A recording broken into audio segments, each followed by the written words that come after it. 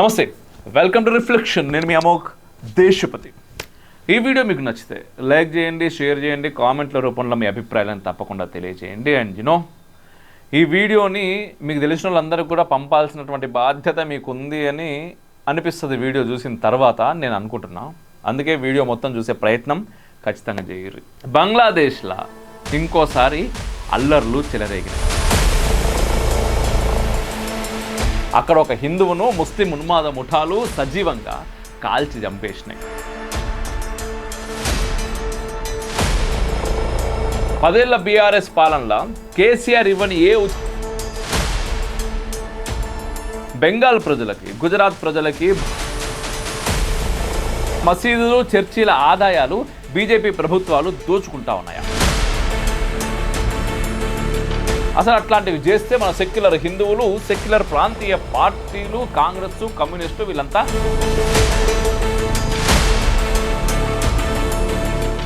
బంగ్లాదేశ్లో ఇంకోసారి అల్లర్లు చెలరేగినాయి. అయితే మనకేంటిదబ్బా, ఏం లేదు. అక్కడ ఒక హిందువును ముస్లిం ఉన్మాద ముఠాలు సజీవంగా కాల్చి చంపేసినాయి. శివాన్ని కూడా పబ్లిక్గా రోడ్డు మీదనే కాల్చేశారు. ఇప్పుడు అదంతా ఎందుకు అంటారా? నిజమే, గత ఎన్నికలల్లో కాంగ్రెస్ ఉచిత బస్సు పథకం గురించి ప్రచారం చేస్తే ఓట్లు వేసిన తెలంగాణ హిందువులకు ఏం చెప్తే ఏం లాభం? 10 ఏళ్ల బీఆర్ఎస్ పాలనలో కేసీఆర్ ఇవ్వని ఉచిత బిస్కెట్లు కాంగ్రెస్ ఇస్తానన్నది. వేటికి ఆశపడి తెలంగాణ హిందూ ఓటర్లు చేయి గుర్తు మీద గట్టిగా గుద్దేసి వచ్చారు. పోనీ మన రేవంత్ అన్న నిజంగా ఏమన్నా పుణ్యానికి ఇస్తా ఉన్నాడా? కేసీఆర్ కాలానికి ఇప్పటి సగటు తెలంగాణ పౌరుడి జీవితంలో ఏమన్నా స్పష్టమైన తేడా వచ్చిందా? వచ్చుంటే దయచేసి చెప్పుర్రి, నేను తెలుసుకునే ప్రయత్నం చేస్తాను. ఇంతదాకా రాగానే మన హిందూ సెక్యులర్ బొందుగాళ్లకు ఎక్కడనో కాలిపోతూ ఉంటుంది. వెంటనే ఒకవేళ బీజేపీ తెలంగాణలో అధికారంలోకి వస్తే మన ఊడ బుడుస్తుందా అంటారు. ఎస్, బీజేపీ వచ్చినా కూడా తెలంగాణ జనాల జీవితంలో పెద్దగా మార్పేం రాకపోవచ్చు. బెంగాల్ ప్రజలకి, గుజరాత్ ప్రజలకి భారీ తేడాలేమి ఉండవు. అదే మొహమాట పడాల్సిన అంశం కూడా కాదు. కానీ ఇక్కడ ఒక చిన్న ట్విస్ట్ ఉన్నది. బీజేపీ అధికారంలో ఉన్న రాష్ట్రాలల్లో మైనార్టీలకు ఉద్దేశపూర్వక నష్టాలు జరుగుతున్నాయా? వాళ్ళ ప్రార్థనా మందిరాలు ఏమైనా కూలిపోతున్నాయా? వాళ్ళ మసీదులు, చర్చీల ఆదాయాలు బీజేపీ ప్రభుత్వాలు దోచుకుంటా ఉన్నాయా? అసలు అట్లాంటివి చేస్తే మన సెక్యులర్ హిందువులు, సెక్యులర్ ప్రాంతీయ పార్టీలు, కాంగ్రెస్, కమ్యూనిస్టులు వీళ్ళంతా ఊరుకుంటారంటారా? మరి కాంగ్రెస్ పాలిత రాష్ట్రాలల్లో ప్రాంతీయ పార్టీల ఇలాఖాల్లో ఏం జరుగుతూ ఉన్నది ఒకసారి చూద్దాం. దక్షిణాదిన తమిళనాడులో స్టాలిన్ రెచ్చిపోతున్నాడు. మురుగన్ భక్తులు దీపం వెలిగించుకుంటామంటే నో వే అంటున్నాడు. హిందూ భక్తులు కోర్టుకు వేయరు. న్యాయస్థానం అనుకూల తీర్పునిచ్చింది. అయినా తనని తాను నాస్తికుణ్ణి అని చెప్పుకునే ద్రవిడవాద భారత వ్యతిరేక క్రిప్టో క్రిస్టియన్ అయిన స్టాలిన్ పోలీసుల చేత దీప ప్రజ్వలని అడ్డుకొని తీరిండు. కోర్టు చెప్తే కూడా మేం వినం. అంత ముస్లిం ప్రేమ ఎందుకు? కేవలం వాళ్ళ ఓట్ల కోసమేనా? మైనార్టీల ఓట్ల కోసం అయితే వాళ్ళని సంతుష్టీకరించవచ్చు, మాకు అలవాటు అయిపోయింది కూడా. హిందువుల్ని ఎందుకు పీడించాలి? దేవునికి భక్తులు దీపం పెట్టుకుంటే ఎందుకు స్టాలిన్కు మంట? ఎందుకు కోపం? ఎందుకు అంత కసి? రాహుల్ గాంధీ మొదలు స్టాలిన్ దాకా, మమతా బెనర్జీ మొదలు కర్ణాటకలోని సిద్ధరామయ్య దాకా వీళ్ళంతా ప్రదర్శిస్తున్నది కేవలం మైనార్టీ ప్రేమ మాత్రమే కాదు. హిందువులంటే చెప్పలేనంత ద్వేషం, భారతదేశంలో హిందువులు లేకుండా పోవాలనే కసి. కాంగ్రెస్ పాలిత కర్ణాటకలో అసెంబ్లీ సాక్షిగా మరోమారు అదే రుజువైంది. ఫేస్బుక్, ట్విట్టర్, యూట్యూబ్ కాదు, ఏకంగా జనం తమ వాట్సాప్ మెసేజీలు, ఎస్ఎంఎస్లలో ఏదైనా మాట్లాడితే కూడా అది హేట్ స్పీచ్ అనే హక్కు ఇప్పుడు సిద్ధరామయ్య సెక్యులర్ గవర్నమెంట్కు వచ్చేసింది. కొత్తగా కర్ణాటక కాంగ్రెస్ సర్కార్ బిల్లును పాస్ చేసింది. దాని సహాయంతో ఎవరు ఏ చిన్న మాట మాట్లాడినా, విమర్శ చేసినా తీసుకెళ్ళి లోపల వేయచ్చు. ఇందులో మతం ఏమున్నది? ప్రభుత్వం గురించి ఎవరు తప్పుగా మాట్లాడినా చర్య తీసుకుంటారు, అంతే కదా అనుకుంటా ఉన్నారా?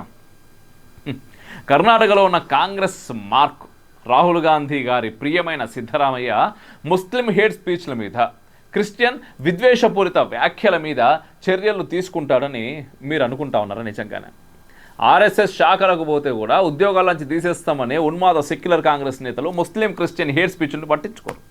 స్టాలిన్ మొదలు సిద్ధరామయ్య దాకా అందరూ హిందువుల మీద మాత్రం పడతారు. అదే కాంగ్రెస్, కమ్యూనిస్టులు, ప్రాంతీయ పార్టీల పర్వర్టెడ్ మైనార్టీ అపీజ్మెంట్. ఇంత ఉపోద్ఘాతం అసలు ఎందుకు ఇస్తా ఉన్నాడు? ఏం మాట్లాడుతూ ఉన్నాడు ఈయన అనుకుంటున్నారా? తమిళనాడు, కర్ణాటక కాదు, మన సొంత తెలంగాణకు వద్దాం మనం ఒకసారి. ఇక్కడ హిందువుల బతికేంటిది? కాంగ్రెస్కు ఓటు వేసినందుకు తగిన రిటర్న్ గిఫ్ట్ ప్రస్తుతం సిద్ధమవుతా ఉన్నది. డిసెంబర్ 25 క్రిస్మస్ కదా, రేవంత్ అన్న క్రిస్టియన్ సోదరులకు బహుమతులు ప్రకటించిండు. వింటే మీ మైండ్ బ్లాక్ అయిపోతుంది. మొత్తం 7,000 చర్చీలు, ఒక్కోదానికి 30,000 రంగులు వేసుకొని వెలుగులు విరజిమ్మేలా విద్యుత్ దీపాలు ఏర్పాటు చేసుకోవడానికి. అంతేకాదు 4 కోట్ల పైచిలకు ప్రజాధనం 100 చోట్ల క్రిస్మస్ పార్టీలకు ఖర్చు చేయబోతా ఉన్నారు. అసలు ఈ సొమ్మంతా ఎవరిది? హిందువులు, ముస్లింలు, క్రిస్టియన్లు, బౌద్ధులు, జైనులు, పార్సీలు, భారతీయులు అందరివి. అన్ని మతాల వాళ్ళు కట్టిన ట్యాక్స్ని ఇలా ఒక మతం పండుగకి, పప్పు బెల్లాలకి పంచేందుకు సెక్యులర్ ప్రభుత్వానికి హక్కు ఎక్కడదు. ఇట్లా అడిగితే మరి బతుకమ్మ చీరలు కూడా ఇచ్చినాం కదా అంటారేమో. అధికారంలోకి వచ్చి ఎన్ని రోజులైనా గోతులు లేని రోడ్లు కనిపించవు, స్కూళ్ళు, ప్రభుత్వ ఆసుపత్రులు బాగుపడవు. కానీ హిందువులకు బతుకమ్మ చీరలు, క్రిస్టియన్లకు చర్చికి 30,000 చొప్పున నజరానాలు. ఎవడు అడిగింది ఈ ఉచిత బిస్కెట్ల పంపిణీ? నాకు అర్థం కాదు. ట్విస్ట్ ఏంటంటే 7,000 చర్చిలకు డబ్బులు ముట్ట చెప్పడం గతంలో లేదు. తొలిసారి మన కాంగ్రెస్ సీఎం రేవంత్ అనే షురూ చేస్తూ ఉన్నారు. అద్భుతం కదా. యేసయ్య బిడ్డల వద్ద దశమ భాగాలు నొక్కే చర్చిలకు, పాస్టర్లకు సర్కారిచ్చే 30,000 ఏమూలకు సరిపోతాయి.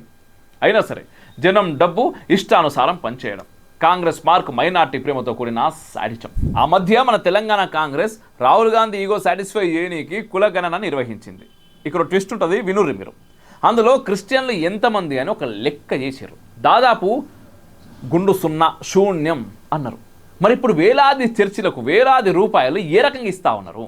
వందలాది వేదికల మీద క్రిస్మస్ వేడుకలు ఎట్లా జరుపుకోబోతున్నారు? ప్రతి చోట 1 లక్ష చొప్పున వందలాది క్రిస్మస్ పార్టీలకు ప్రభుత్వ సొమ్ము అప్పనంగా ఏ రకంగా ఇస్తారు? ప్రభువు సేవలో తరించే తొందరలో ఉన్న కాంగ్రెస్ ప్రభుత్వాన్ని ఇప్పుడు మనం డిస్టర్బ్ చేయకూడదు. పోనీ ఇక్కడ రాబోయే శివరాత్రి ఉన్నది. శివరాత్రికి ప్రభుత్వం నుండి ఎన్ని శివాలయాలకు 30,000 రూపాయలు ఇస్తా ఉన్నారు. ఆ తర్వాత వచ్చే శ్రీరామనవమికి ప్రతి రామాలయానికి రంగులు వేయించి విద్యుత్ దీపాలు అలంకరిస్తారా? హిందువులు, హిందూ ఆలయాలు, హిందూ దేవుళ్ళు అంటే కాంగ్రెస్ వాళ్లకు ఎందుకంత చులకన భావం? నిజంగా తెలంగాణలో భారీగా క్రిస్టియన్ ఓటర్లు ఉన్నారా? వాళ్ళ కోసం ఇదంతా చేస్తున్నారా? మొన్న జూబ్లీహిల్స్ ఉప ఎన్నికల సమయంలో ఆగమాగంగా అజారుద్దీన్ భాయ్ని మంత్రిని చేసేసారు. ఓట్లు అన్నీ కాంగ్రెస్ అభ్యర్థి గెలిచిండు. అట్లా క్రిస్టియన్లని మచ్చిగా చేసుకుందామన్నా? అట్లా లెక్కేసుకున్నా తెలంగాణలో క్రిస్టియన్ ఓటర్లు గెలుపోవటంలో డిసైడ్ చేసేంత శాతంలో ఉన్నారా?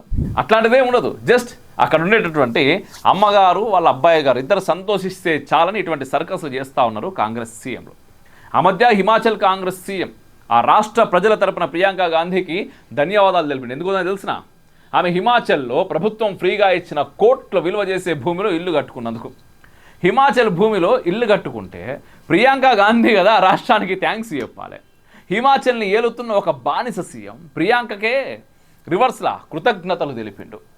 ఆ రేంజ్లో ఉంటుంది కాంగ్రెస్లో ఫస్ట్ ఫ్యామిలీ పైన స్వామి భక్తి. రేవంత్ కూడా ఇప్పుడు క్రిస్మస్ పంపకాల ద్వారా తన విధేయతని రాహుల్ వద్ద చాటుకున్నాడనే భావిస్తున్నా నేనైతే. అంతకు మించి ఇంకేం లాజిక్ మనకు కనిపిస్తలేదు. ఇక్కడ క్రిస్టియన్ల కంటే మెజార్టీలైన హిందువులకు పండుగలు వస్తే డబ్బులు పంపిణీ చేయరు. క్రిస్టియన్ల కంటే మైనార్టీలైన సిక్కులు, బౌద్ధులు, జైనులు, పార్సీలు కూడా తెలంగాణలో ఉంటారు. వాళ్ళకి ఎప్పుడైనా ఏదైనా ఫ్రీగా ఇచ్చిన పాపన పోయిర్రా? అది కూడా చేయరు. ఓన్లీ ముస్లింలు, క్రిస్టియన్లు మాత్రమే మైనార్టీలు. ఇతర మైనార్టీలందరూ కూడా దద్దమ్మలు. మెజార్టీలైన హిందువులు అయితే మనుషుల్లే కాదు. అందుకే కర్ణాటకలో హిందువుల్ని జైల్లో వేయడానికి ప్రత్యేక బిల్లు తీసుకొస్తున్నది కాంగ్రెస్. ఇక్కడ క్రిస్టియన్లు అడగకున్న క్రిస్మస్ నజరానాలు గుమ్మరిస్తూ ఉన్నది టీ కాంగ్రెస్. ఇంత జరిగినా ఇవేం పట్టించుకోకుండా మాకెవడేం చేస్తాడు ఏంది అనేది ఆలోచించకుండా పోయేది ఎవరు, ఉరికేది ఎవరు? హిందువులే. గత ఎన్నికల్లో హిందువుల ఓట్లు లేకుండా వీళ్ళందరూ గెలిచిర్రా? ఇక మీదట ఎప్పుడైనా హిందువుల ఓట్లు లేకుండా గెలుస్తారా?